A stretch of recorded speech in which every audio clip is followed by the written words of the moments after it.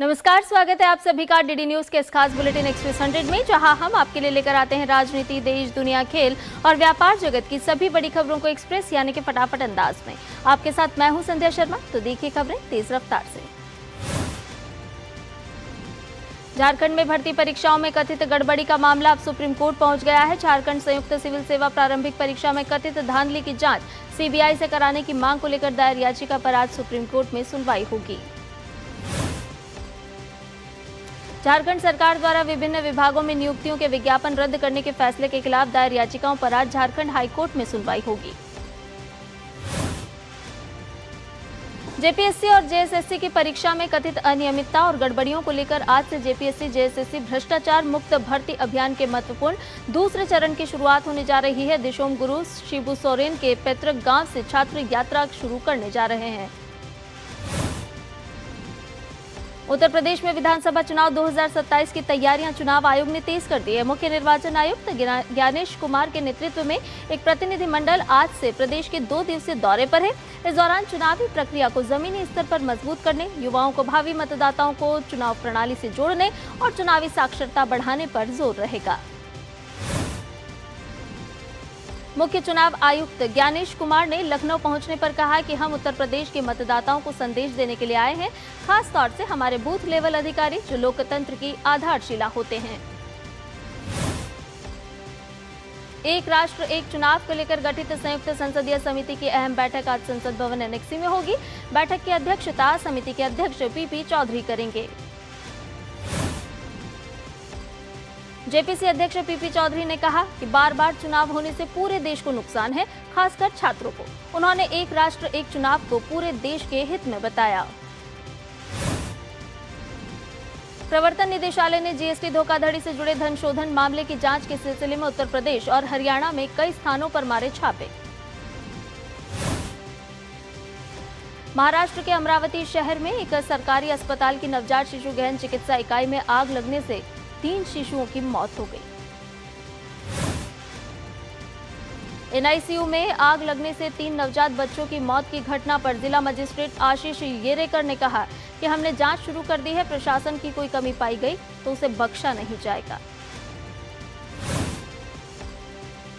कर्नाटक दलित Valmiki corporation घोटाले में कथित तौर पर शामिल होने के कारण कर्नाटक के मंत्री बी नागेंद्र के इस्तीफे की मांग को लेकर भाजपा ने बेंगलुरु में किया विरोध प्रदर्शन। असम के डिब्रूगढ़ में पुलिस ने ड्रग्स तस्करों के खिलाफ बड़ी कार्रवाई की है। बरबरुआ पुलिस स्टेशन के तहत जोकाई 26 घरिया गांव में देर रात चलाए गए एक ऑपरेशन में पुलिस ने कुख्यात आदतन ड्रग्स तस्कर को किया गिरफ्तार।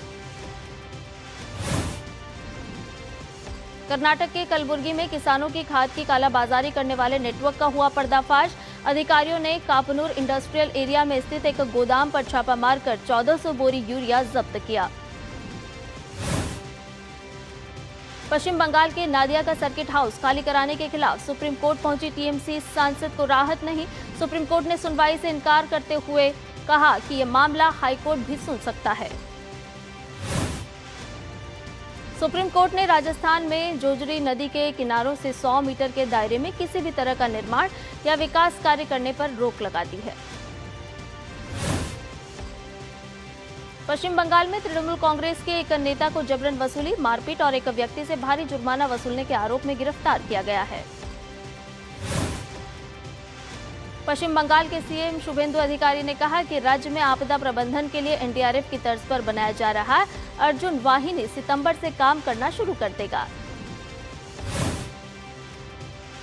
मध्य प्रदेश के सागर में बड़ा हादसा टला। आपचंद गुफा के पास नदी के टापू पर फंसे 9 युवक युवतियों का एसडीआरएफ ने सुरक्षित रेस्क्यू किया। विदेश मंत्री डॉक्टर एस जयशंकर अपने 2 दिवसीय रूस दौरे पर मॉस्को पहुंच गए हैं। डॉक्टर एस जयशंकर रूस के पहले उप प्रधानमंत्री डेनिस मंतुरोव के साथ 27वीं IRIGC टेक बैठक की सह अध्यक्षता करेंगे। राष्ट्रीय सुरक्षा सलाहकार अजीत डोभाल आज चीन दौरे पर जा रहे हैं। अजीत डोभाल वहां भारत और चीन के बीच विशेष प्रतिनिधि स्तर की बातचीत में अपने चीनी समकक्ष वांग यी के साथ हिस्सा लेंगे। दिल्ली में स्वाइन फ्लू और वेक्टर जनित बीमारियों की मौजूदा स्थिति और रोकथाम की तैयारियों को लेकर स्वास्थ्य मंत्री पंकज सिंह ने आज उच्च स्तरीय बैठक बुलाई। सफदरजंग अस्पताल ने अपने एक बयान में कहा, अस्पताल स्वाइन फ्लू और मौसमी बीमारियों से निपटने के लिए तैयार है। यहाँ दवाएं, इलाज की सुविधाएं और जरूरी देखभाल उपलब्ध है। देश में H1N1 को लेकर ICMR के वरिष्ठ वैज्ञानिकों ने स्थिति स्पष्ट करते हुए कहा है कि वर्तमान में H1N1 के किसी नए स्ट्रेन की पहचान नहीं हुई है और घबराने की कोई आवश्यकता नहीं है। महाराष्ट्र में कथित ड्रग तस्करी के मामले में एक्टर रोहुल्ला मेहदी को पुलिस ने किया गिरफ्तार।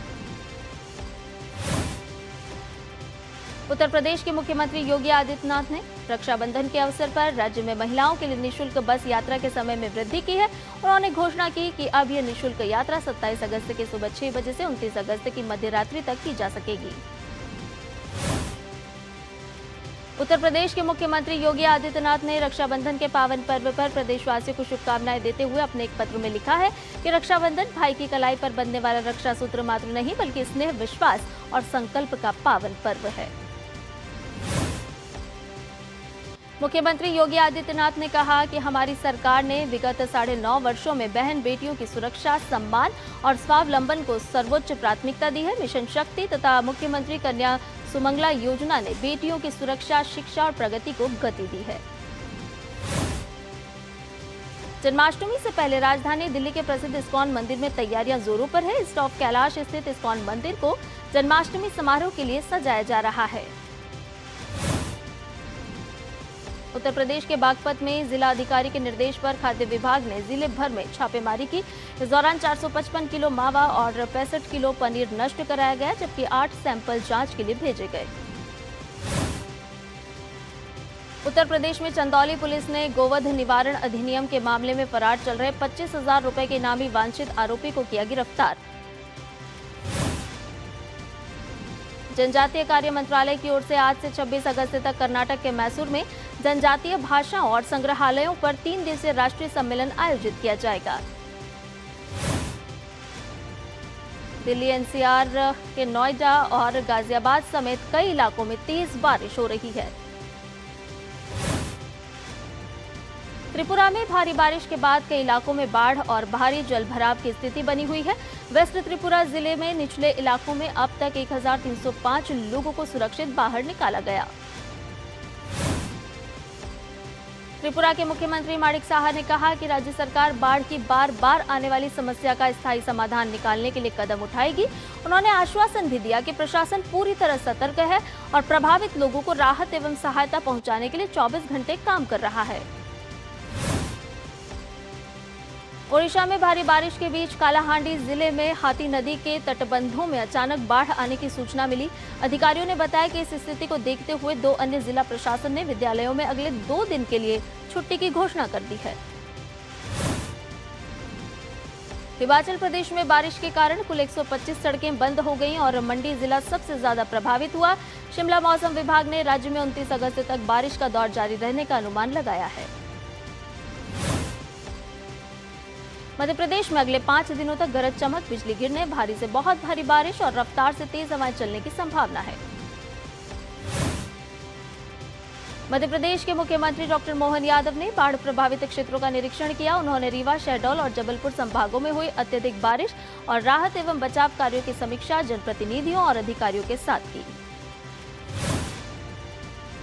मध्य प्रदेश के मुख्यमंत्री डॉक्टर मोहन यादव ने प्रभावित लोगों को तत्काल सहायता उपलब्ध कराने के निर्देश दिए। उन्होंने राहत शिविरों में भोजन, पेयजल और चिकित्सा सुविधाएं सुनिश्चित करने के भी निर्देश दिए। उत्तरकाशी के यमुनोत्री मार्ग पर खरादी में यमुना नदी के तेज बहाव में फंसे एक व्यक्ति को SDRF की टीम ने त्वरित कार्रवाई कर सकुशल बचाया। मौसम विभाग ने आज छत्तीसगढ़, बिहार, ओडिशा और पूर्वी मध्य प्रदेश में कुछ स्थानों पर मूसलाधार बारिश की चेतावनी जारी की है। मौसम विभाग ने झारखंड, केरलम, मध्य महाराष्ट्र और दक्षिण आंतरिक कर्नाटक में कुछ स्थानों पर तेज बारिश की संभावना जताई है।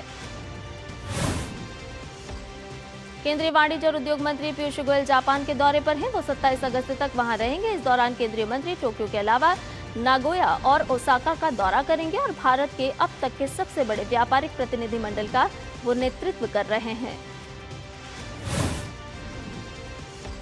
वाणिज्य एवं उद्योग मंत्री पीयूष गोयल ने मित्सुबिशी कॉरपोरेशन के प्रतिनिधि निदेशक से मुलाकात की। दोनों पक्षों ने मोबिलिटी, ऊर्जा और बुनियादी ढांचा क्षेत्रों में सहयोग बढ़ाने की संभावनाओं पर विचार विमर्श किया।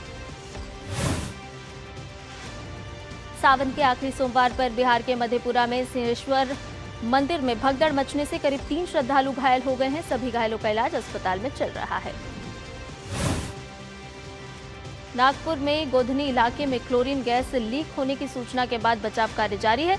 पुलिस इंस्पेक्टर हरीश कलशेकर ने कहा कि स्थिति नियंत्रण में है। उत्तर प्रदेश के मुख्यमंत्री योगी आदित्यनाथ ने कहा, राहुल गांधी के बयान को पढ़ रहा था। उन्होंने महाराष्ट्र में एक बयान दिया है कि महिलाएं मनुस्मृति के बंधन को तोड़कर अब बाहर आ जाएं। सीएम योगी ने कहा कि देश आपसे बहुत अपेक्षा नहीं करता है।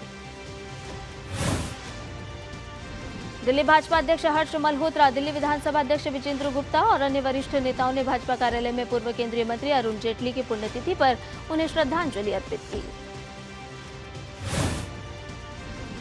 नई दिल्ली के तालकटोरा स्टेडियम में आज संत शिरोमणि रविदास जी महाराज की 650वीं जयंती वर्ष के मौके पर दिल्ली भाजपा द्वारा एक समारोह आयोजित किया गया। इस मौके पर भाजपा के राष्ट्रीय अध्यक्ष नितिन नवीन ने कार्यक्रम को संबोधित किया। उन्होंने कहा कि हमारे बलिदानियों को बदनाम करने का काम कुछ लोग कर रहे हैं। उत्तराखंड के मुख्यमंत्री पुष्कर सिंह धामी ने उत्तराखंड में प्रस्तावित रोपवे परियोजनाओं की समीक्षा बैठक की अध्यक्षता की। फिलहाल रुकने एक छोटे से ब्रेक के लिए, जल्द हाजिर होंगे। यार कैसे ले पाएंगे घर? नहीं, आज गर्मी बहुत है ना? यस, बहुत ही ज्यादा।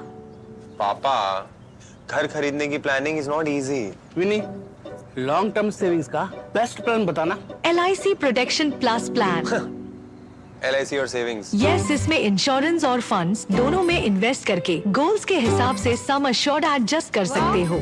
LIC protection plus plan, future insured, growth assured. जब धरती चीर कर निकलता है लोहे का पत्थर और मिलता है मोंगिया के जोश से, फिर तपता है, पिघलता है और बनता है फौलाद। अब होता है सरिया सारी खूबियों के साथ। मोंगिया स्टील, मजबूत देश का मजबूत सरिया। भारत की सबसे बड़ी gold loan NBFC Muthoot finance से गोल्ड लोन लीजिए और फिर देखिए सोना क्या नहीं कर सकता। कॉल कीजिए 1-800-313-1212। ब्रेक के बाद एक्सप्रेस 100 में आपका एक बार फिर से स्वागत है। आइए बाकी की खबरों को जान लेते हैं फटाफट अंदाज में। मजबूत वैश्विक संकेतों के बीच आज भारतीय शेयर बाजार बढ़त के साथ खुला। शुरुआती कारोबार में सेंसेक्स 226 अंक चढ़कर 77,765 और निफ्टी 52 अंक बढ़कर 24,305 पर पहुंचा। सोने के दाम में लगातार बढ़त जारी। MCX पर भाव 1.63 लाख रुपए प्रति 10 ग्राम के पार पहुंचा। वहीं हालिया तेजी के बाद मुनाफा वसूली से चांदी करीब आधा % कमजोर रही। रक्षा मंत्री राजनाथ सिंह ने कोलकाता में garden rich shipbuilders and engineers limited और यंत्र इंडिया लिमिटेड से जुड़े 5 केंद्रों के भूमि पूजन समारोह में लिया हिस्सा। GRAC पश्चिम बंगाल में 2,670 करोड़ रुपए निवेश कर 3 शिपयार्ड करेगी विकसित। इससे GRAC की जहाज निर्माण क्षमता 32 प्लेटफॉर्म तक बढ़ेगी। केंद्रीय मंत्री प्रहलाद जोशी ने कहा कि देश में चीनी की कोई कमी नहीं है और सरकार कीमतों पर लगातार नजर रख रही है। मंत्री प्रहलाद जोशी ने बताया कि देश में करीब 36 लाख टन चीनी का स्टॉक उपलब्ध है। त्योहारी सीजन से पहले कीमतों को नियंत्रित रखने के लिए जरूरी कदम उठाए जा रहे हैं। केंद्रीय पेट्रोलियम मंत्री हरदीप सिंह पुरी ने मॉरिशस के प्रधानमंत्री नवीन चंद्र रामगुलाम से मुलाकात कर ऊर्जा सुरक्षा और एनर्जी ट्रांजिशन पर चर्चा की। इस दौरान तेल गैस सहयोग के 2 अहम समझौतों का आदान प्रदान हुआ। समझौतों के तहत और मॉरिशस को petrol, diesel, marine gas oil और एविएशन टरबाइन फ्यूल की दीर्घकालिक आपूर्ति सुनिश्चित होगी। भारत की अंतरिक्ष अर्थव्यवस्था 9 अरब डॉलर तक पहुंची। अगले दशक में 40 से 45 अरब डॉलर होने का अनुमान। वहीं देश में स्पेस स्टार्टअप की संख्या बढ़कर करीब 440 हुई और निजी निवेश में भी आई तेजी। केंद्रीय मंत्री हरदीप सिंह पुरी ने कहा कि पिछले 10 वर्षों में 460 सैटेलाइट्स के साथ भारत का स्पेस सेक्टर नई ऊंचाइयों पर पहुंचा है। उन्होंने आगे कहा कि 100 लॉन्च और 548 सैटेलाइट्स भारत की बढ़ती अंतरिक्ष क्षमता को दर्शाते हैं। डीडीए नवंबर तक मास्टर प्लान 2047 को लेकर पक्षकारों के साथ करेगा 20 बैठकें। इनमें सांसद, विधायक, सरकारी एजेंसियां, उद्योग संगठन, विशेषज्ञ, RWA, किसान और जमीन मालिक शामिल होंगे। बैठकों में लैंड पुलिंग, टीओडी, यमुना पुनर्जीवन, विरासत संरक्षण और ग्रुप हाउसिंग पुनर्विकास जैसे मुद्दों पर चर्चा होगी। इसके साथ ही शिक्षा और स्वास्थ्य सुविधाओं के विकास पर भी सुझाव लिए जाएंगे। नॉर्थ ईस्ट फ्रंटियर रेलवे ने 2011 में सोलराइजेशन पहल शुरू करने के बाद जुलाई 2026 तक 42.1 मेगावाट सौर ऊर्जा क्षमता की हासिल।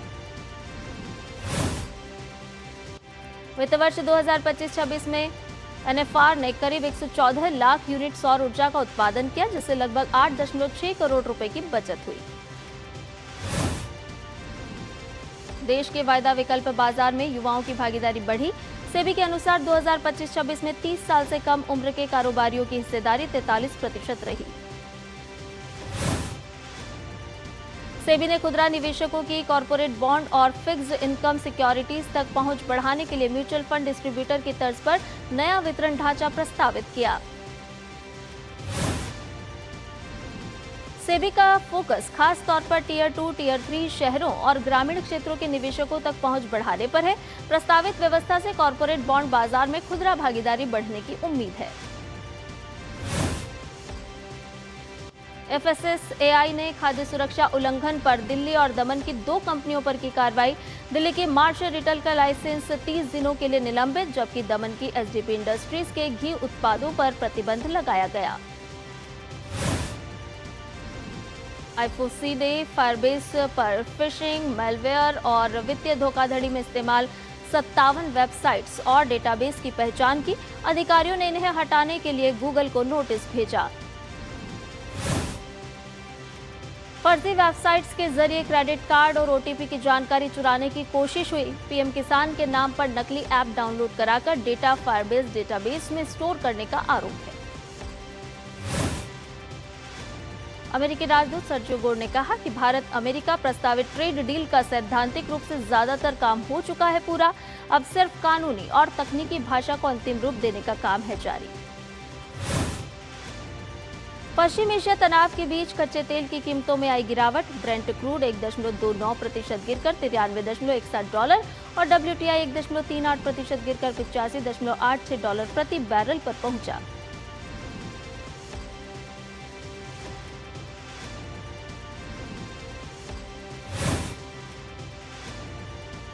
अमेरिका के ईरान पर नए प्रतिबंधों की आशंका के बीच निवेशकों की मुनाफा वसूली से तेल की कीमतें $1 से ज्यादा गिरी। ईरान के दक्षिणी फार्स प्रांत में एक गैस फील्ड में 7.5 ट्रिलियन क्यूबिक फीट से ज्यादा गैस का नया भंडार मिला। ईरान के मंत्री मोहसेन पाकनेजाद के मुताबिक इसमें से करीब 72-73% गैस निकाली जा सकती है, जिससे ईरान की संपत्ति में अरबों डॉलर का इजाफा होने की उम्मीद है। अमेरिकी ट्रांसपोर्ट सेक्रेटरी शॉन डफी ने कनाडा पर अमेरिका का फायदा उठाने का आरोप लगाया और कहा कि दोनों देशों के बीच ट्रेड बातचीत जल्द फिर शुरू होगी। शॉन डफी ने कहा कि अमेरिका एक बहुत अच्छा ट्रेड पार्टनर है और कनाडा को अमेरिका के साथ व्यापार से अमेरिका की तुलना में ज्यादा फायदा मिलता है। उन्होंने अमेरिकी कामगारों के लिए निष्पक्ष व्यापार की भी मांग की। यूक्रेन के राष्ट्रपति व्लोडिमिर ज़ेलेंस्की और नॉर्डिक बाल्टिक देशों के नेताओं ने कीव में शिखर सम्मेलन में की मुलाकात। बैठक में क्षेत्रीय सहयोग और यूक्रेन से जुड़े मुद्दों पर हुई चर्चा। राष्ट्रपति ज़ेलेंस्की ने नॉर्ड स्ट्रीम धमाकों से यूक्रेन की भूमिका से किया इनकार। उन्होंने कहा कि यूक्रेन ने किसी भी ऑपरेशन में आधिकारिक तौर पर हिस्सा नहीं लिया और मामले की जांच में सहयोग कर रहा है। यूरोपीय संघ ने की वेस्ट बैंक में E1 रिहायशी प्रोजेक्ट के लिए इजरायल के कंस्ट्रक्शन टेंडर खोलने के फैसले की आलोचना। ईयू ने कहा कि ये कदम टू स्टेट सॉल्यूशन की संभावनाओं को नुकसान पहुंचाता है और इजरायल से प्रोजेक्ट रोकने की अपील भी की गई है। ग्रीस ने क्रीट में बढ़ती प्रवासी संख्या के बीच करीब 420 प्रवासियों को लेस्बोस और सामोस द्वीपों पर भेजा। अधिकारियों के मुताबिक करीब 220 प्रवासी लेस्बोस और 200 सामोस पहुंचे। ये स्थानांतरण पहचान, स्क्रीनिंग और सीमा प्रक्रियाओं के लिए अस्थायी तौर पर किया गया है। गिनी की राजधानी कोनाक्री में भारी बारिश के बाद भूस्खलन से मची भारी तबाही। इस घटना में अब तक 30 लोगों की मौत जबकि 22 लोग हुए घायल। हादसे के बाद लापता लोगों की तलाश के लिए चलाया गया बचाव अभियान। वहीं सरकार ने खतरे को देखते हुए पहले ही आसपास के लोगों को हटाने और सुरक्षा उपायों के दिए थे निर्देश। कोलंबो टेस्ट के दूसरे दिन भारत ने 7 विकेट के नुकसान पर 400 से ज्यादा रन बना लिए हैं। ऋषभ पंत और ध्रुव जुरेल ने अपने अपने अर्धशतक पूरे करने में कामयाबी हासिल की। ईस्ट बंगाल ने डुरंड कप जीत लिया है। ईस्ट बंगाल ने फाइनल मुकाबले में मोहन बागान को 4-1 से करारी शिकस्त दी और रिकॉर्ड 17वां डुरंड कप खिताब जीत लिया। ईस्ट बंगाल के लिए एडमंड लाररिंडिका ने हैट्रिक लगाई। ईस्ट बंगाल एफसी ने भारतीय महिला फुटबॉल टीम ने एक बड़ी उपलब्धि अपने नाम कर ली है। रविवार को मलेशिया के साबाह एफए को 2-0 से हराकर ईस्ट बंगाल ने लगातार दूसरी बार एएफसी महिला चैंपियंस लीग के ग्रुप चरण में जगह बनाई। भारतीय महिला टीम एफआईएच हॉकी विश्व कप के सेमीफाइनल में पहुंचने से चूक गई है। दूसरे दौर के अंतिम मैच में भारतीय टीम ने ऑस्ट्रेलिया के साथ गोल रहित ड्रॉ खेला। भारत के 19 वर्षीय ग्रैंडमास्टर प्रणेश एम ने हंगरी में आयोजित प्रतिष्ठित कनिसा ओपन 2026 में शानदार प्रदर्शन करते हुए ग्रुप ए का खिताब अपने नाम कर लिया है। आंध्र प्रदेश के विशाखापत्तनम में ब्रिक्स खेल मंत्रियों की बैठक 2026 संपन्न हुई। इस बैठक में सर्वसम्मति से ब्रिक्स खेल संयुक्त घोषणा पत्र को पारित किया गया।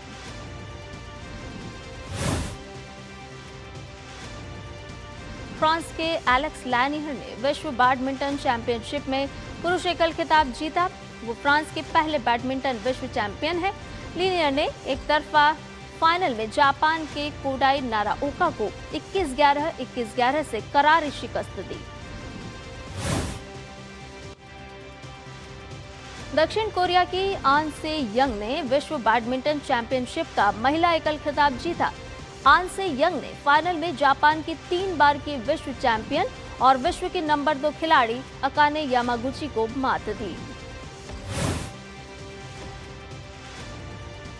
फ्रांस के आर्थर फिल्स ने सिंसिनाटी ओपन के फाइनल में अमेरिकी फ्रांसिस टियाफो को 6-3, 1-6, 6-0 से हराकर अपने करियर का पहला एटीपी मास्टर्स 1000 खिताब जीत लिया। मैनचेस्टर सिटी ने मैच के आखिरी 6 मिनट में 2 गोल दागकर बोर्नमाउथ को 2-1 से हराते हुए प्रीमियर लीग सीजन की शानदार शुरुआत की। स्पेनिश क्लब बार्सिलोना ने ला लीगा के नए सीजन की शुरुआत धमाकेदार अंदाज में करते हुए एल्चे को 5-0 से करारी शिकस्त दी। बार्सिलोना के लिए कप्तान राफिन्हा और फर्मिन लोपेज ने 2-2 गोल किए। रोमांचक मुकाबले में लिवरपूल न्यूकैसल यूनाइटेड को 2-2 की बराबरी पर रोकने में सफल रहा। मैच के लगभग आखिरी पलों में लिवरपूल ने पेनल्टी में गोल में बदलकर मुकाबला ड्रॉ कर दिया। French club Paris Saint Germain ने लीग 1 के नए सीजन की शुरुआत ड्रॉ के साथ की है। पीएसजी ने लीग के अपने पहले मुकाबले में रेंस के खिलाफ 2-2 से ड्रॉ खेला। इंग्लैंड के स्टार स्ट्राइकर हैरी केन ने जर्मनी के फुटबॉलर ऑफ द ईयर का पुरस्कार जीत लिया है। इसी के साथ वो ये प्रतिष्ठित सम्मान हासिल करने वाले पहले इंग्लिश खिलाड़ी बन गए हैं। लैंडो नॉरिस ने फार्मूला 1 में डच ग्रां प्री का खिताब जीत लिया है। उन्होंने मर्सिडीज के किमी एंटोनेली को पीछे छोड़ते हुए रेस अपने नाम की। एक्सप्रेस न्यूज में फिलहाल के लिए इतना ही। मुझे दीजिए इजाजत। नमस्कार।